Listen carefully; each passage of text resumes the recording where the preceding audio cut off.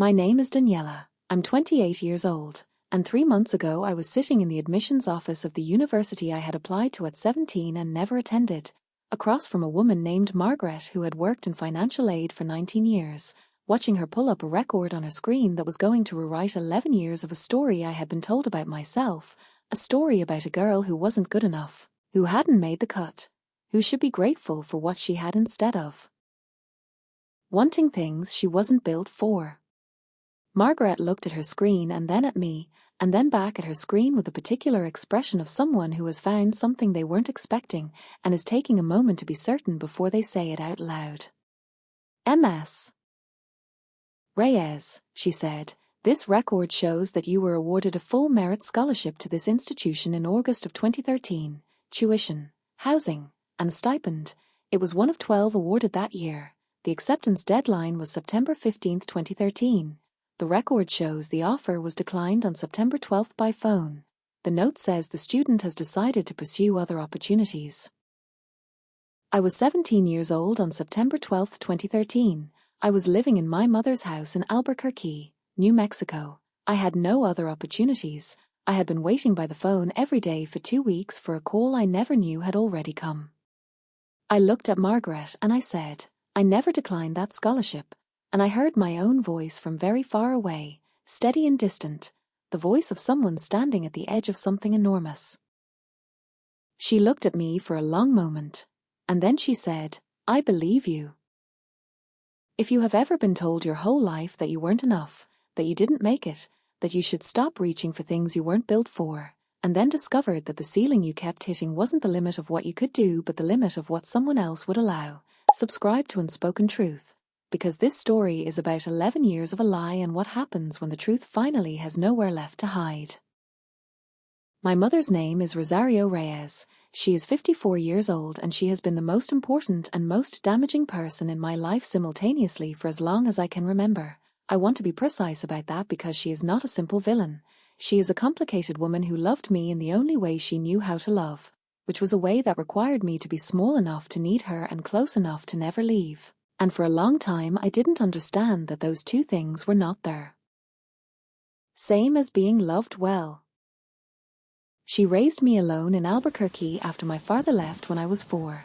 She worked 2 jobs for most of my childhood, a day shift at a medical billing office and evening shifts at a restaurant.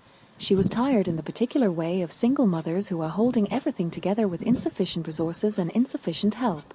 And I absorbed her tiredness as a fact of our life the way children absorb the emotional climate of their homes, as weather, as something that simply was. She was proud of me in her way. She told people I was smart. She came to my school events when she could. She sat at the kitchen table with me while I did homework some nights and asked questions that told me she was paying attention. The love was real and I have never doubted that it was real. What I have had to learn, slowly and at considerable cost, is that real love can still do real damage when it is organized around the wrong things.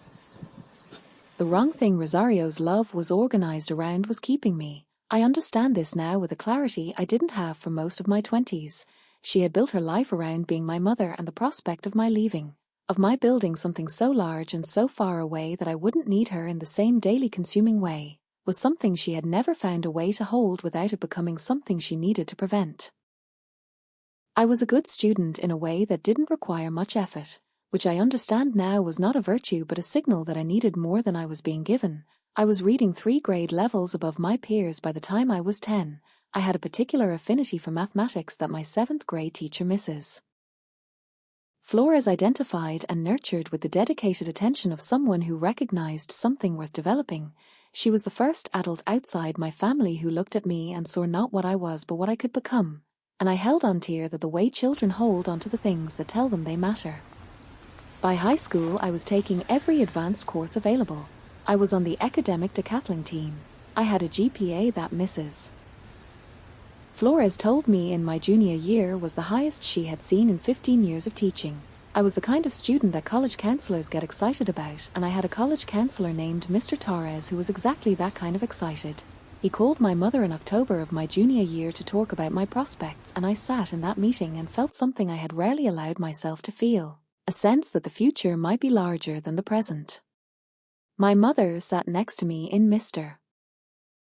Torres's office and listened to him describe my academic profile with the expression of a woman receiving information she needed time to process.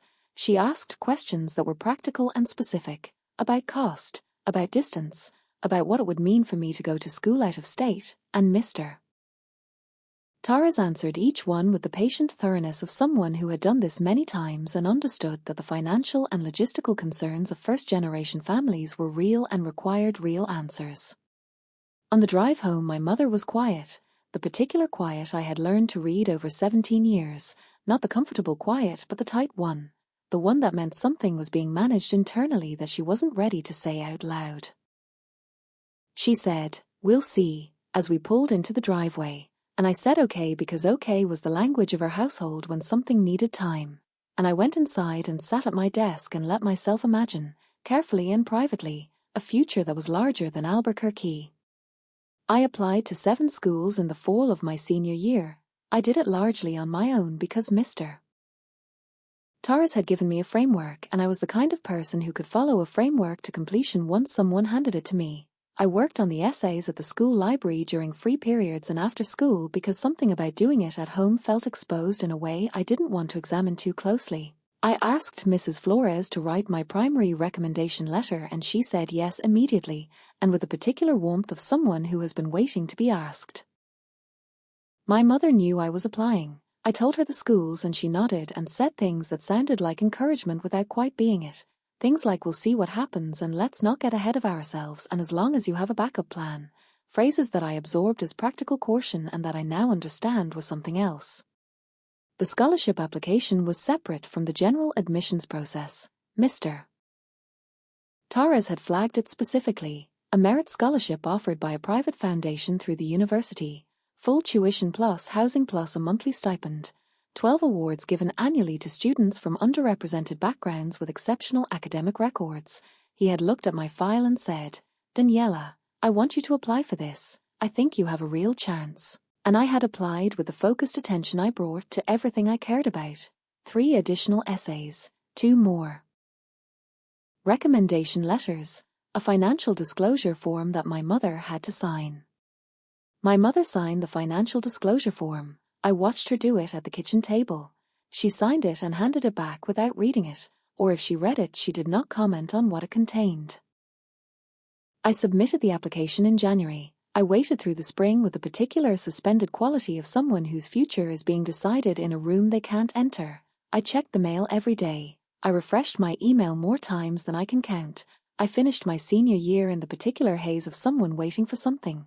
I graduated in May. I celebrated with my mother and my aunt and my 2 cousins at a restaurant my mother had chosen specifically because I liked their enchiladas, and she hugged me in the parking lot afterward and said she was proud of me, and I believed her.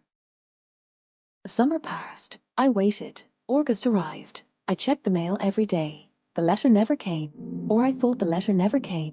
I understand now that the letter came and was intercepted and was read and was acted upon in a phone call made on September 12, 2013, while I was at a shift at the grocery store where I had been working since June. A call in which a woman identified herself as my mother and said her daughter had decided to pursue other opportunities. A call that lasted 4 minutes according to the record Margaret would show me 11 years later, and that ended with a full merit scholarship, tuition, housing, stipend, 12 awards given annually, declined on my behalf without my knowledge. In September of 2013, I enrolled at the community college 6 miles from my mother's house because it was what I could afford, and because the university I had applied to had sent a thin envelope in August that I assumed was a rejection and that I now understand was a waitlist notification for the general admissions pool, separate from the scholarship process. And my mother had handed it to me with an expression I remembered as sympathy, and that I now understand was something more complicated. "I'm sorry, Major," she had said. "I know how much you wanted it."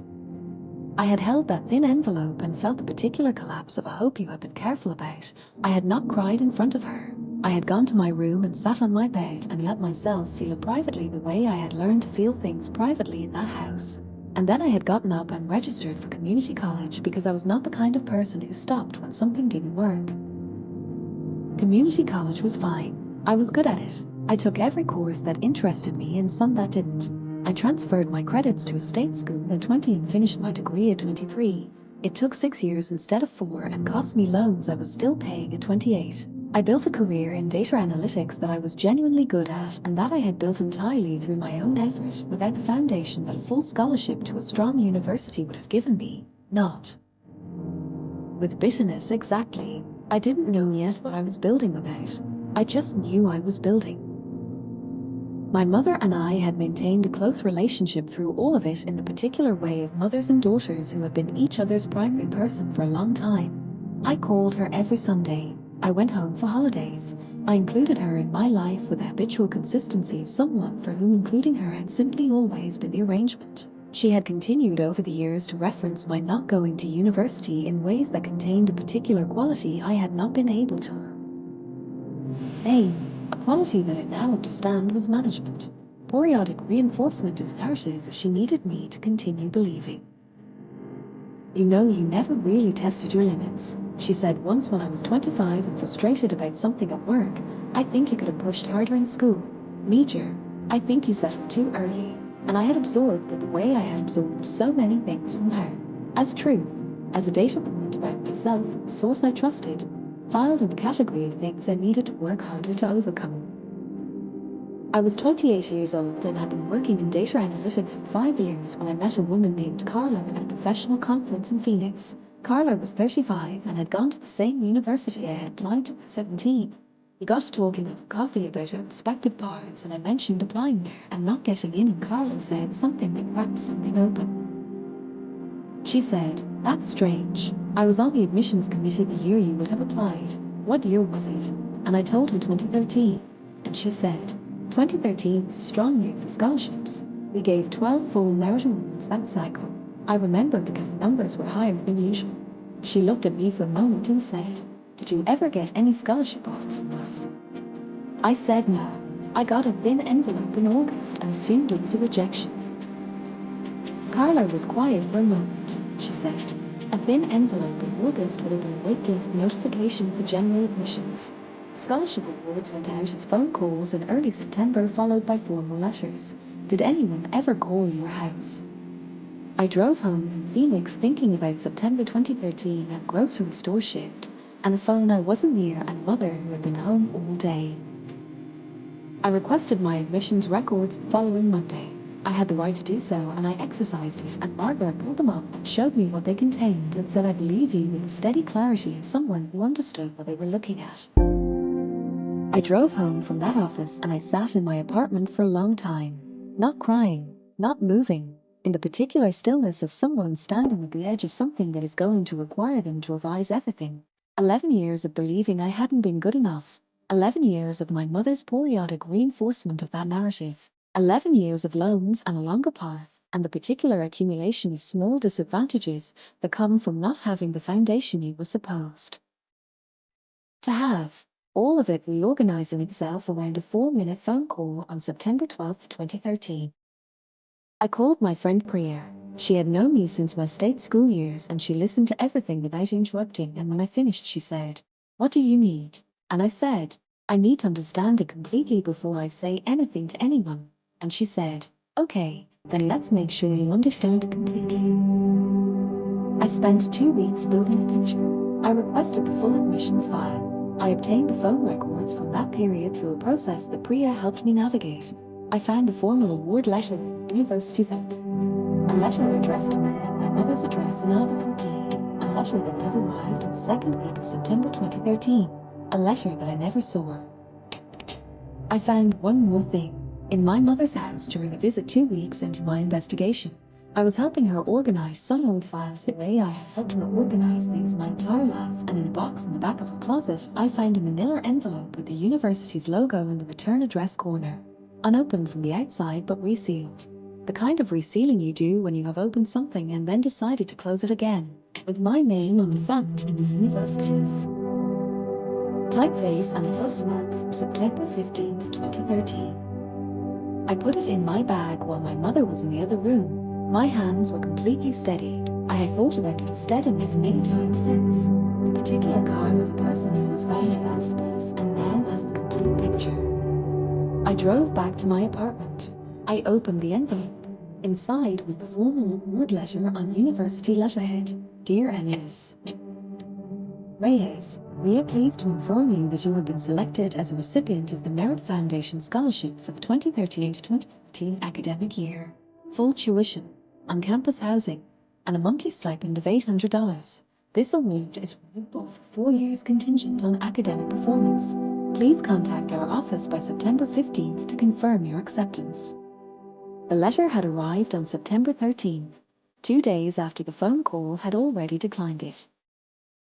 She had kept it. I want you to sit with that detail because it matters. She had opened it and read it and resealed it and kept it in a box in her closet for 11 years. She had not thrown it away. She had kept it. And I have spent considerable time thinking about what that means. About what it means to destroy something and then keep the evidence of what you destroyed. About the particular psychology of a woman who could not let her daughter go and could not fully let go of what she had done to keep her. I called my mother on a Sunday evening. I chose Sunday because Sunday was our day, the call she expected, the rhythm of our relationship. I wanted her to pick up without suspecting anything, and she did. Her voice warm and immediate the way it always was on Sundays. Major, how are you? Tell me everything. I told her I had been doing some research. I told her I had requested my admissions file from the university. I told her what Margaret had shown me. I told her about the phone call on September 12th. I told her about the letter in the box in her closet. I told her all of it clearly and without raising my voice because I had decided that this conversation was going to be conducted at the temperature I chose and not the temperature she might try to create. The silence that followed was the longest silence I had ever heard from her. Longer than the drive home from Mr. Torres's office. Longer than the parking lot after the graduation dinner. A silence that contained everything she had been not saying for 11 years. Major, she said finally, her voice different from any version of it I had heard before. Smaller and older and stripped of its usual management. I was afraid. I know, I said.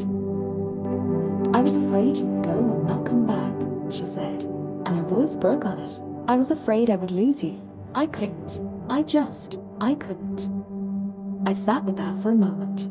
The truth of her feeling, the reality of what I had produced.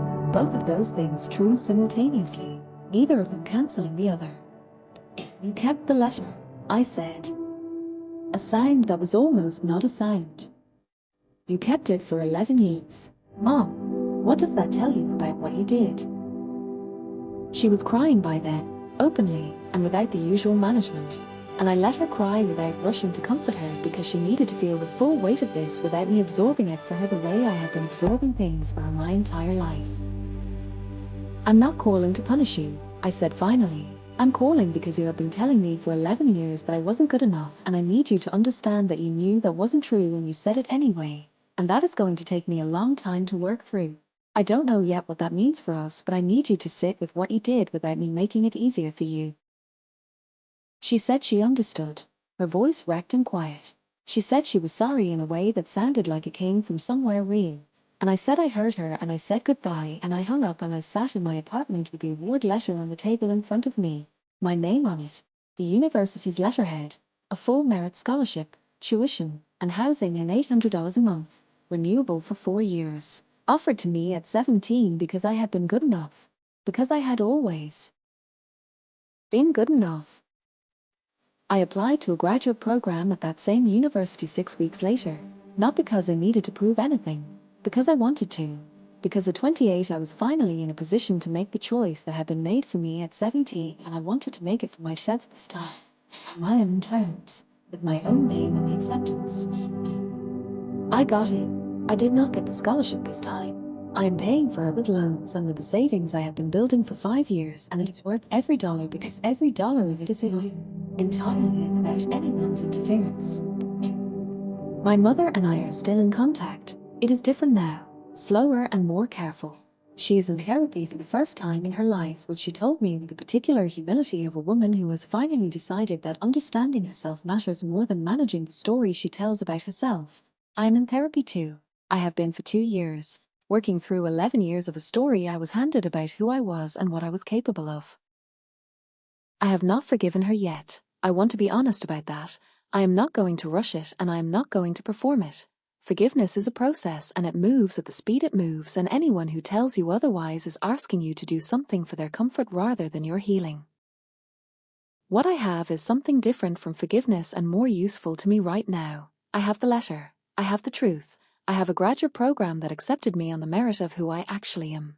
And I have 11 years of evidence that I built something real without the foundation I was supposed to have. Which means I know something about myself that no scholarship could have taught me. I know what I am made of when I have nothing but myself to rely on. And it turns out that is considerable. If you are somewhere right now carrying a story about yourself that someone else wrote, a story about your limits, your worth, your ceiling, what you were built for, I want you to ask yourself one question. Who needed you to believe that story? Because the answer to that question is the beginning of understanding what is actually true about you. You are allowed to request the file. You are allowed to open the box in the closet. You are allowed to make the phone call that asks the question that changes everything. The truth does not expire. It is sitting wherever it was left, and it will be there when you are ready to find it. You were good enough then. You are good enough now. And anyone who needed you not to know that was protecting something that was never more important than you were. My name is Daniela. I'm 28 years old, and I have a graduate school acceptance letter with my name on it sitting next to an award letter from 11 years ago that also has my name on it. Both of them mine, both of them true, both of them proof of the same thing. I was always going to be enough. Someone just needed me not to find out. Thank you for listening. Take care of yourself. And if no one has told you lately that the ceiling you keep hitting might not be yours, I'm telling you now.